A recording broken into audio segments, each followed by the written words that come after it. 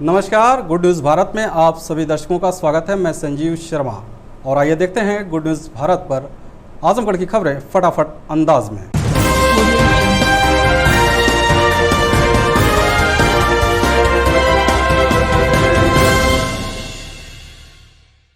आजमगढ़ जिले के कोटवा स्थित कृषि महाविद्यालय परिसर में फसल अवशेष प्रबंधन परियोजना के अंतर्गत एक दिवसीय कृषि विज्ञान मेले का आयोजन किया गया। मेले में मुख्य अतिथि के रूप में शिरकत करने पहुंचे आजमगढ़ सांसद दिनेश लाल यादव निरहुआ दीप प्रज्वलन व फीता काटकर कार्यक्रम का शुभारंभ किए। इस दौरान सांसद ने कृषि मेले में लगाए गए सभी स्टॉलों का अवलोकन कर किसानों और कृषि वैज्ञानिकों की जमकर सराहना की। कहा कि किसान हमारे अन्नदाता हैं, किसानों का विकास होगा तो हमारे राष्ट्र का विकास होगा। उन्होंने कहा कि प्रधानमंत्री जी ने इस वर्ष को अंतर्राष्ट्रीय मिलेट्स वर्ष घोषित किया है और मोटे अनाज उपजाने एवं उपयोग करने के लिए किसानों को प्रेरित किया। मोटे अनाज पोषण से भरपूर होते हैं। कार्यक्रम की अध्यक्षता आचार्य नरेंद्र देव कृषि एवं प्रौद्योगिकी विश्वविद्यालय कुमारगंज अयोध्या के कुलपति डॉक्टर विजेंद्र सिंह के द्वारा की गई। उन्होंने मुख्य अतिथि एवं मुख्यमंत्री का धन्यवाद ज्ञापित किया। कहा कि इन्हीं लोगों के दिशा निर्देशन में किसानों का विकास हो पा रहा है। इस मौके पर विशिष्ट अतिथि निदेशक प्रसार प्रोफेसर AP राव एवं अखिलेश मिश्र का कार्यक्रम के आयोजक मंडल ने माल्यार्पण व बुके देकर सम्मानित किया। इस दौरान मुख्य अतिथि सांसद दिनेश लाल यादव निरहुआ ने किसानों को प्रमाण पत्र देकर सम्मानित भी किया। डॉक्टर राव ने कहा कि कृषि विज्ञान केंद्र के किसानों के विकास में अहम भूमिका है। आजमगढ़ जिले के उत्तरोत्तर विकास में किसानों का योगदान सराहनीय है। कृषि महाविद्यालय के अधिष्ठाता एवं कृषि विज्ञान केंद्र के प्रभारी अधिकारी प्रोफेसर धीरेन्द्र सिंह की अगुवाई में कार्यक्रम का आयोजन किया गया। उन्होंने कहा कि इस वर्ष मोटे अनाज के उत्पादन को बढ़ावा देने के लिए कृषि विज्ञान केंद्र अपनी भूमिका निभा रहा है। कृषि विज्ञान केंद्र से नवीन तकनीक अपनाकर किसान अपनी आय दोगुनी कर रहे हैं। उन्होंने कहा कि कृषि महाविद्यालय को भूमि उपलब्ध कराने में मुख्य अतिथि का योगदान सराहनीय है। इस दौरान कृषि विज्ञान केंद्र द्वारा तकनीकी बुलेटिन एवं कृषि महाविद्यालय के द्वारा 2 विषयों के प्रायोगिक मैनुअल मृदा विज्ञान एवं कृषि अर्थशास्त्र का विमोचन भी किया गया। इसके साथ ही किसान मेले में कृषि वैज्ञानिकों द्वारा कृषि के ज्वलंत विषयों में व्याख्यान का आयोजन किया गया, जिसमें मोटे अनाज एवं मूल्य संवर्धन, संरक्षित खेती, किसान उत्पादन संगठन, जैविक एवं प्राकृतिक खेती, विकसित नवीनतम प्रजातियां, कृषि यंत्रों की विस्तृत जानकारी, उर्वरकों का संतुलित उपयोग, कृषि विविधीकरण, एकीकरण, कृषि प्रणाली आदि विषय सम्मिलित रहे। आजमगढ़ का सौभाग्य ये है कि यहाँ एक नहीं 2 कृषि विज्ञान केंद्र हैं। तो ये जो विज्ञान है वो जब वैज्ञानिक तरीके से हमारे किसान जब खेती करेंगे और ऐसी खेती करेंगे जिसकी डिमांड पूरे दुनिया में है, क्योंकि कोरोना काल में लोगों को ये समझ आ गया कि हमको वो खाना पड़ेगा जिससे हमारी इम्यूनिटी यानी रोग से लड़ने की जो हमारी क्षमता है, प्रतिरोधक क्षमता अगर शरीर में है तो ही हम बचेंगे।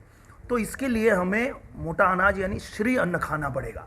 आज हमारे कृषि विज्ञान केंद्र के माध्यम से क्रॉप रेजिड्यू मैनेजमेंट परियोजना अंतर्गत कृषि विज्ञान मेले का आयोजन किया गया था, जिसमें हम लोगों ने लक्ष्य रखा था कि अपने ज़िले के दूरस्थ जो भी हमारे ब्लॉक हैं उन ब्लॉक से सारे गांव को कवर करते हुए किसानों को बुला करके अपनी टेक्नोलॉजी और कुछ ज्ञान का वर्धन किया जाए। उस सिलसिले में मेले का आयोजन किया गया था और मेले में यहाँ पे लगभग 25 विभिन्न स्टॉलों का प्रदर्शन हुआ था और किसान भाई आए और मेले का लाभ उनको लिया गया। ये जो मेला था खाली फसल अवशेष प्रबंधन न होकर पूरे कृषि को कैसे हम आगे बढ़ाएं उस पर था। आपने देखा यहाँ मशरूम लगा हुआ था, नर्सरी की चीज़ें लगी हुई थी और फसल की हर चीज़ लगी हुई थी। तो ये ओवरऑल जो है कृषि का कैसे विकास हो पूरे आजमगढ़ में, और यही नहीं इस तरह के हम और भी मेले लगाएंगे, इस तरह के और भी प्रोग्राम करेंगे मिलकर, तो ये किसानों के लिए बहुत फ़ायदेमंद होगा। शामिल होते हैं और यही देख करके हम लोग यहाँ से कृषि विज्ञान केंद्र कोटवा आजमगढ़ से प्रशिक्षण प्राप्त किया। मशरूम की खेती आज जो कि हम कर रहे हैं, आज बहुत बढ़िया से हम मशरूम की खेती कर रहा हूँ। इसमें जैसे मेरे पास 7 झोपड़ी लगी हुई है मशरूम की, जिससे मेरा 15 से 16 टन उत्पादन अब तक हो चुका है। आजमगढ़ जिला एक बार फिर सुर्खियों में आ गया है। जिले के सरायमीर थाना क्षेत्र के बखरा गांव निवासी सरफराज का नाम वॉइस ओवर इंटरनेट प्रोटोकॉल में आ रहा है। फिलहाल पुलिस को सरफराज की तलाश है, तो वहीं उसके गांव में इस बात की जानकारी होने पर सन्नाटा पसरा हुआ है। गांव स्थित उसके घर पर ताला लटक रहा है। दरअसल ATS लखनऊ ने कल्याणपुर क्षेत्र स्थित RD अपार्टमेंट में बीते 11 फरवरी को छापा मारा था। वहां आजमगढ़ के सरायमीर थाना क्षेत्र के बखरा गांव निवासी सरफराज अवैध टेलीफोन एक्सचेंज चला रहा था। एटीएस ने सरफराज व अन्य अज्ञात लोगों के विरुद्ध धोखाधड़ी, भारतीय तार अधिनियम, भारतीय बेतार तार यांत्रिकी अधिनियम व सूचना प्रौद्योगिकी संशोधन अधिनियम के तहत मुकदमा दर्ज किया है। इस बात की जानकारी जब सोशल मीडिया व मीडिया के माध्यम से गांव के लोगों को हुई तो सभी स्तब्ध रह गए।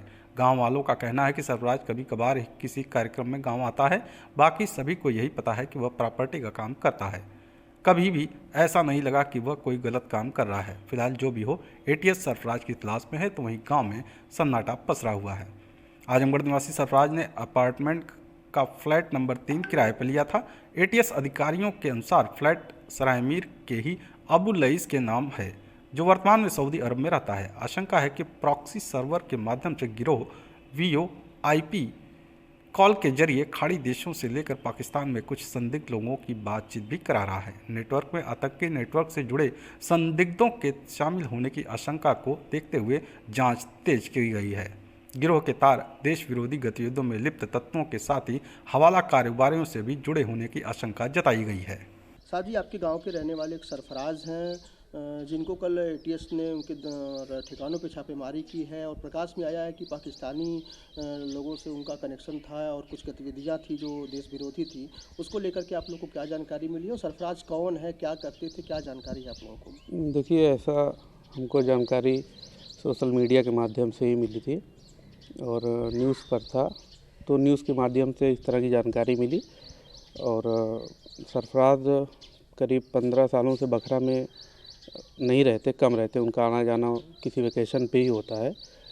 तो हमें और जो हमको जानकारी है वो ये है कि वो वहाँ प्रॉपर्टी का काम करते थे और सारे लोग यही जानते हैं कि वो प्रॉपर्टी काम करते थे।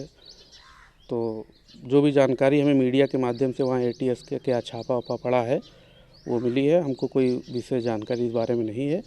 वो एक अच्छा लड़का था, मतलब जहाँ तक हम लोग जानते हैं किसी वेकेशन पे आता था और बस इतना ही उससे है और कुछ रहे कि वो प्रॉपर्टी का काम भी करता था।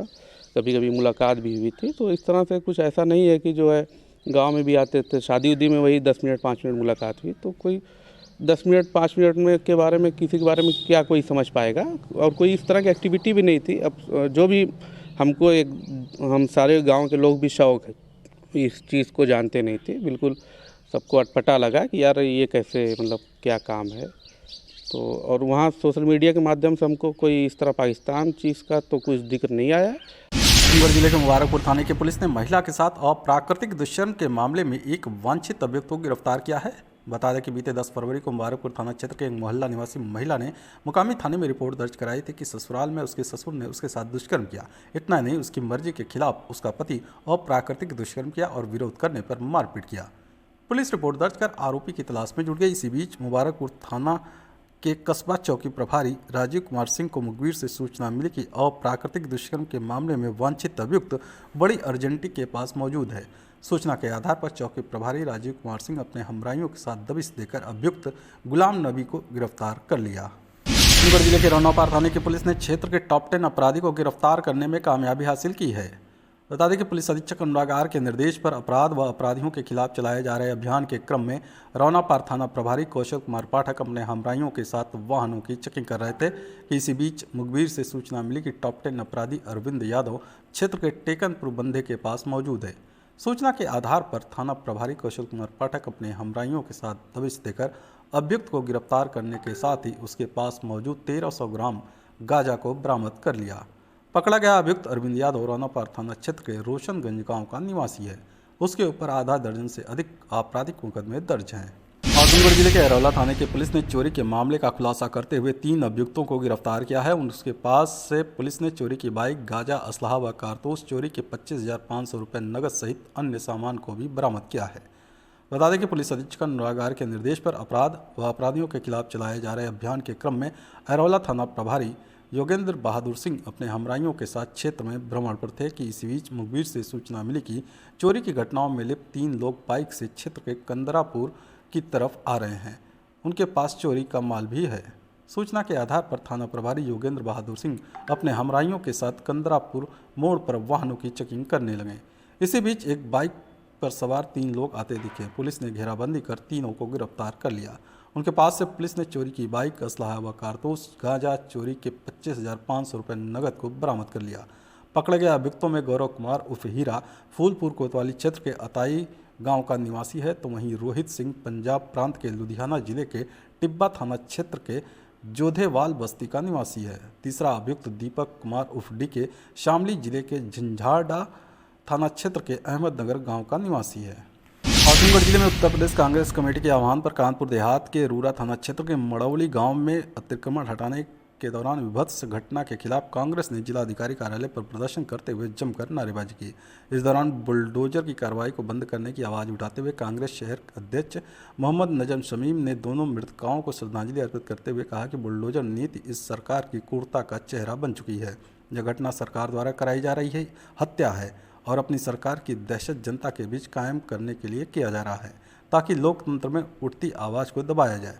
लेकिन भाजपा सरकार को यह मालूम होना चाहिए कि यह गांधी का देश है। यहाँ की जनता अब अंग्रेजों से बिना संसाधन रहे हुए लड़कर देश को खाली कराया तो इनके बुलडोजर से क्या डरेगी।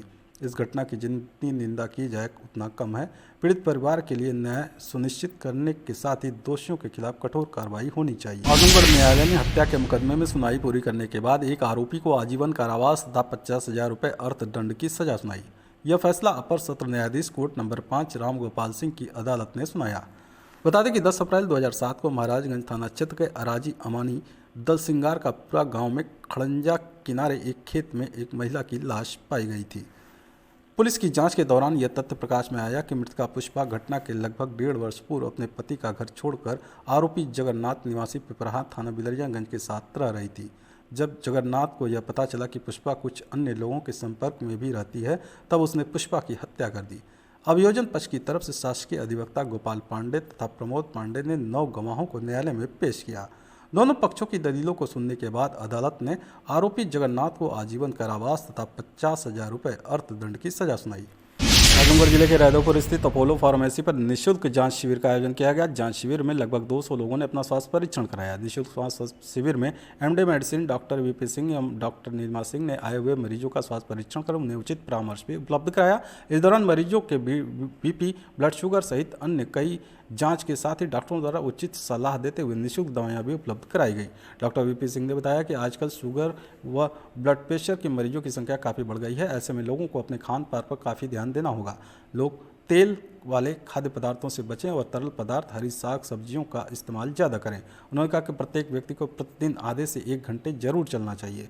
शिविर के आयोजक रंजन राय ने कहा कि हर महीने में 2 बार अपने अपोलो फार्मेसी पर निःशुल्क जांच शिविर का आयोजन करते हैं, साथ ही निःशुल्क दवाओं का भी वितरण करते हैं, जिससे वह मरीजों जो आर्थिक व अन्य परेशानियों से जांच नहीं करा पाते उनके मदद मिलेगी। जिले के रौला थाना क्षेत्र के शमशाबाद के पास पूर्वांचल एक्सप्रेसवे पर बलिया से लखनऊ जा रही वैगनार कार आगे चल रहे डंपर से जा टकराई। हादसे में कार सवार 2 युवकों की मौके पर ही मौत हो गई, वहीं 2 अन्य गंभीर रूप से घायल हो गए। घायलों को जिला अस्पताल लाया गया, जहां डॉक्टरों ने हायर सेंटर के लिए रेफर कर दिया। वहीं मृतकों के शव को पुलिस ने पोस्टमार्टम के लिए भेज दिया। बता दें कि रौला थाना क्षेत्र अंतर्गत पूर्वांचल एक्सप्रेसवे पर शमशाबाद गांव के पास वैगनार आगे चल रहे डंपर में पीछे से जा घुसी।